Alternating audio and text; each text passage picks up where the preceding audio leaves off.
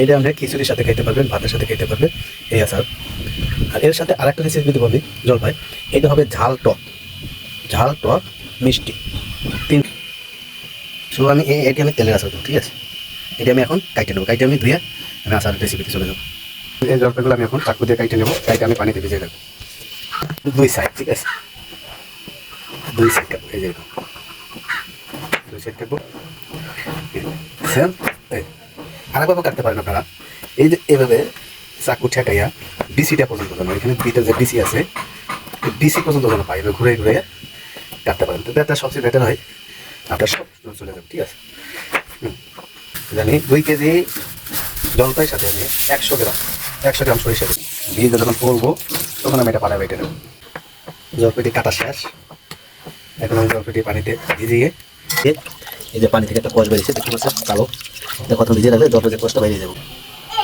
আমি এখানে আচার একটা মশলা বানাবো, কাটা কোটা নিয়েছি, মিষ্টি আবার শাহিজিরা, গোলমরিচ, দারচিনি, এলাচ, এই 2 টুকরো জয়ত্রী নিয়েছি, আর হলো মিষ্টি জিরা মানে মুড়ি বা চোখ, আর হলো ধনিয়া, আর কটা মেথি আমি, আর এর সাথে কটা 5 ফোড়ন দেবো। তো এখানে কটা 5 ফোড়ন দিছি।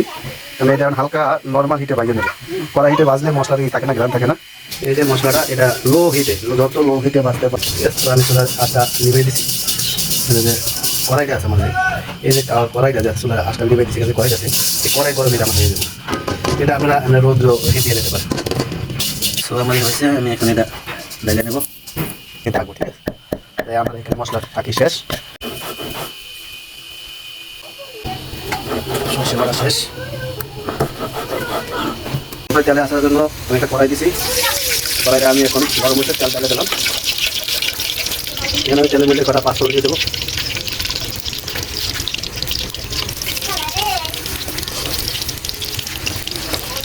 আমি এখানে আন করা শুকনো মরিচ দিয়ে দেবো, শুকনো মরিচ হচ্ছে 2 কেজি 100 গ্রাম শুকনো মরিচ দিয়ে দেবো।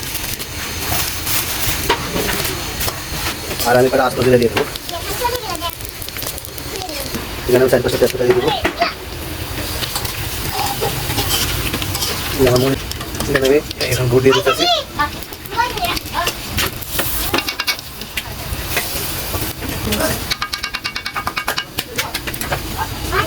আমার গুড়টা বেড়ে গেছে, গুড়ের কালার।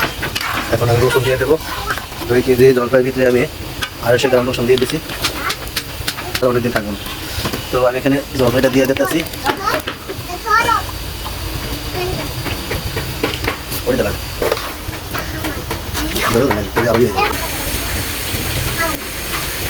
আমি এখন এই যে 100 গ্রাম সরিষা নিয়েছিলাম, সরিষা বাটাটা দিয়ে দিলাম।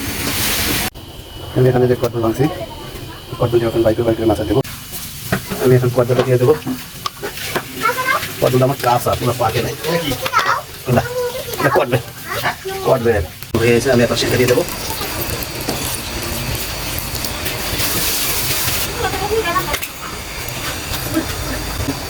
চালিশ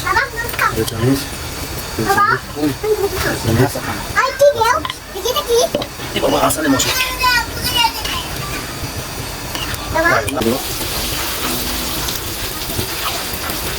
ডিবা করছি। সো এখানে এই আচারের তেল দিয়ে এটা ঢেকে রাখতে হবে, সবসময় আচারটা ডুবাই রাখা লাগবে।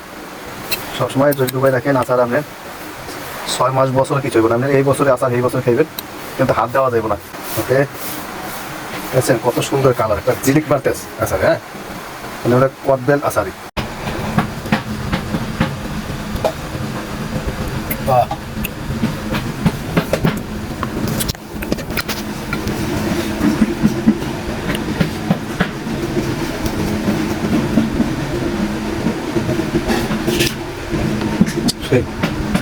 সেই একটা